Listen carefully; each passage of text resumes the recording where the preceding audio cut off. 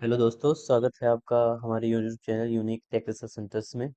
आज हम लोग जावास्क्रिप्ट का सेकंड ट्यूटोरियल शुरू करने जा रहे हैं, जिसमें हम जानेंगे वेब बेस्ड स्क्रिप्टिंग लैंग्वेज क्या होती हैं और कितने टाइप्स की होती हैं। तो सबसे पहले हम देख लेते हैं कि वेब स्क्रिप्टिंग लैंग्वेज के टाइप्स क्या क्या हैं। तो आप देख सकते हैं वेब स्क्रिप्ट जो लैंग्वेज होती है वो टू टाइप्स की होती है। फर्स्ट है आपका क्लाइंट साइड स्क्रिप्टिंग लैंग्वेज और दूसरा है सर्वर साइड स्क्रिप्टिंग लैंग्वेज। अब हमें यह जानना होगा कि अगर हम क्लाइंट साइड स्क्रिप्टिंग लैंग्वेज की बात करते हैं तो उस लैंग्वेज में क्या होता है और वो लैंग्वेज कैसे वर्क करती है।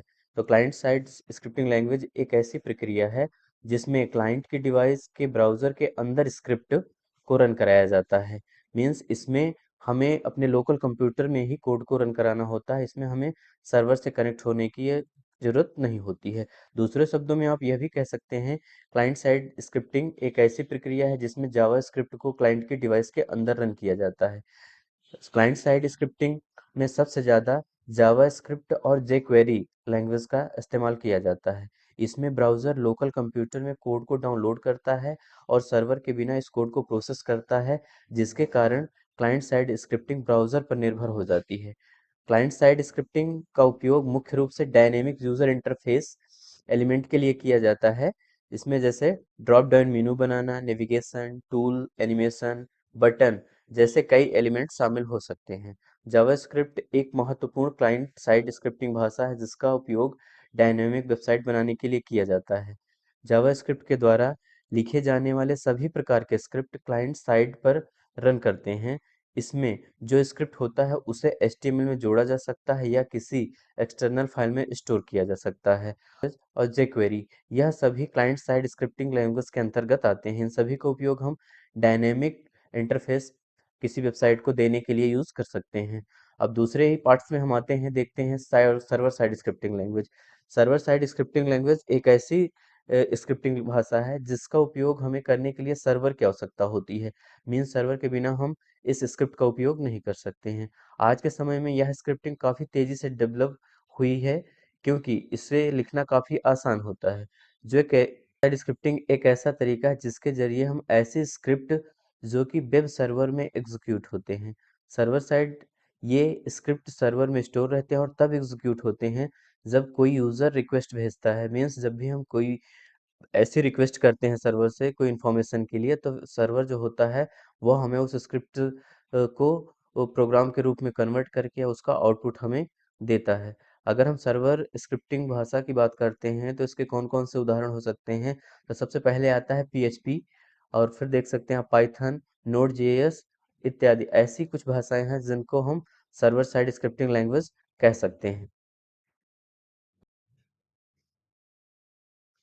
और जैसा कि अभी हम लोगों ने जाना कि जावास्क्रिप्ट एक इवेंट बेस्ड प्रोग्रामिंग लैंग्वेज है। अब यहाँ पर इवेंट बेस्ड का मतलब ये है कि जब भी कोई यूज़र हमारे वेब पेज या वेबसाइट पर आता है और वेबसाइट पर आने के बाद वो किसी प्रकार की कोई एक्टिविटीज़ करता है तो उस एक्टिविटीज़ पर हमारी वेबसाइट के द्वारा उसको क्या रिस्पॉन्ड मिलता है और वो कैसे मिलेगा। इसके लिए हम यहाँ पर इस जावास्क्रिप्ट लैंग्वेज को इवेंट बेस्ड प्रोग्रामिंग लैंग्वेज कहते हैं। इवेंट बेस्ड प्रोग्रामिंग लैंग्वेज में कुछ ऐसे कार्य होते हैं जो यूज़र की गतिविधियों पर डिपेंड करता है। जैसे कोई यूज़र हमारी वेबसाइट पर आने के बाद क्लिक करता है तो उसके क्लिक होने पर हमारा जो वेब पेज है वो क्या रिस्पॉन्ड करे। कभी वो डबल क्लिक करता है, राइट क्लिक करता है, माउस ओवर माउस ले जाता है किसी पर, माउस आउट, ड्रॉप डाउन या कोई की प्रेस करता है कीबोर्ड से तो उसका की प्रेस करने पर हमारा जो वेब पेज है वो कैसे उसे रिस्पॉन्ड करता है। लोड होने पर जैसे हमारी कभी वेबसाइट लोड हो रही हो तब उस टाइम वो क्या रिस्पॉन्ड करे, या फिर अनलोड होने पर हमारे वेब पेजेस से क्या रिस्पॉन्ड आए यूज़र को। अगर वो विंडो हमारी रिसाइज करता है यूज़र कभी तो रिसाइज होने पर विंडोज़ क्या रिस्पॉन्ड करे, इसके लिए स्क्रॉलिंग करने पर हमारा जो वेब पेज है वो क्या रिस्पॉन्ड करे। इवेंट बेस्ड का मतलब यही हुआ कि हम इवेंट बेस से ऐसे कोई डायनेमिक फीचर्स क्रिएट करते हैं जो यूजर की गतिविधियों पर उन्हें किस तरह से रिस्पॉन्ड करना है यह दिखाता है। और हर इवेंट को HTML में एट्रीब्यूट की तरह प्रयोग किया जाता है। उस टैग से संबंधित इवेंट हैंडल कर सकते हैं, जैसे ऑन क्लिक या अभी आपने पढ़ा double click, right click, mouse over, mouse out, drag drop, की प्रेस, की अप, लोड या और भी ऐसे कई इवेंट्स आते हैं जिनका उपयोग हम जावा स्क्रिप्ट में कर सकते हैं किसी भी पेज में किसी रिस्पॉन्ड बेनिफिट्स क्या क्या हैं। फ़ायदे जावास्क्रिप्ट से हम क्या-क्या कर सकते हैं जावास्क्रिप्ट सीखने के बाद। तो सबसे पहले हम बात करते हैं वेब डेवलपमेंट। अगर हम जावास्क्रिप्ट सीख करके वेब डेवलपमेंट करना चाहते हैं तो कर सकते हैं। डेस्कटॉप एप्लीकेशन डेवलपमेंट कर सकते हैं और मोबाइल एप्लीकेशन। लेकिन जावास्क्रिप्ट के साथ-साथ हमें एक लाइब्रेरी, एक फ्रेमवर्क सीखने की आवश्यकता होती है। अगर हम वेब डेवलपमेंट में बात करते हैं तो हमें jQuery, Angular JS, React JS, Vue JS और नोड जेएस ये सीखने की आवश्यकता होती है। और वहीं पर अगर डेस्कटॉप एप्लीकेशन की बात करते हैं तो हमें या डेस्कटॉप ऐप डेवलपमेंट्स की बात करते हैं तो हमें इलेक्ट्रॉन जेएस और मोबाइल एप्लीकेशन हमें डेवलपमेंट करने के लिए या मोबाइल एप्लीकेशन बनाने के लिए हमें Angular JS, React JS, Vue JS, Node JS ये हमें सीखने की आवश्यकता होती है। अब अगर हम बेनिफिट्स के बाद आते हैं कि हम जावास्क्रिप्ट सीख करके हम क्या-क्या कर सकते हैं। मीन्स जावास्क्रिप्ट सीखने के बाद हम उस जावास्क्रिप्ट का उपयोग किसी वेबसाइट में क्या-क्या बनाने के लिए या फिर ऐसी कौन सी एक्टिविटी करने के लिए कर सकते हैं। जैसे हम जावास्क्रिप्ट सीखने के बाद ड्रॉप डाउन मेनू बना सकते हैं, एनिमेटेड स्लाइडर्स तैयार कर सकते हैं, मैप बना सकते हैं, chart, popup window, audio player, video player, animated gallery, calendar, form validation, accreditation ये सारे वर्क हम जावास्क्रिप्ट को सीखने के बाद कर सकते हैं। जावास्क्रिप्ट को सीखने के लिए अब हमें रिक्वायरमेंट्स होती है, आवश्यकता होती है कुछ सॉफ्टवेयर्स की, जिन पर हम जावास्क्रिप्ट को सीखेंगे या लर्न करेंगे। तो सबसे पहले हमें जावास्क्रिप्ट को कोड को सीखने के लिए हमें आवश्यकता होगी एचटीएमएल एडिटर, यह एक और दूसरा web browser.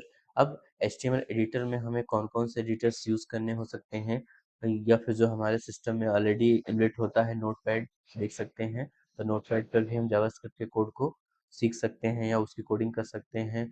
Notepad plus plus आता है, वीएस स्टूडियो आता है, सब्लाइम एडिटर्स आता है, एटम आता है। ये ऐसे एचटीएमएल एडिटर हैं जिन पर हम जावास्क्रिप्ट की प्रोग्रामिंग या उसकी कोडिंग को कर सकते हैं। अब हम वेब ब्राउज़र्स की बात करते हैं कि कोडिंग के पश्चात जब भी हमें किसी ब्राउज़र्स पर उस कोड को देखने की या उसको एग्ज़ीक्यूट कराने की आवश्यकता होती है तो हमारे कंप्यूटर में, लैपटॉप या डेस्कटॉप में हमारे पास एक ब्राउज़र का होना ज़रूरी होता है। तो अब हमारे पास वो कौन-कौन से ब्राउज़र्स हैं जिन पर हम जावास्क्रिप्ट कोड को रन करा सकते हैं या फिर देख सकते हैं। तो सबसे पहले देख सकते हैं Google Chrome, Mozilla Firefox, internet explorer, safari आदि। ये ऐसे वेब ब्राउज़र्स होते हैं जिन पर हम जावास्क्रिप्ट के कोड को एग्ज़ीक्यूट करा सकते हैं, रन करा सकते हैं और उसका आउटपुट देख सकते हैं। Thank you for watching.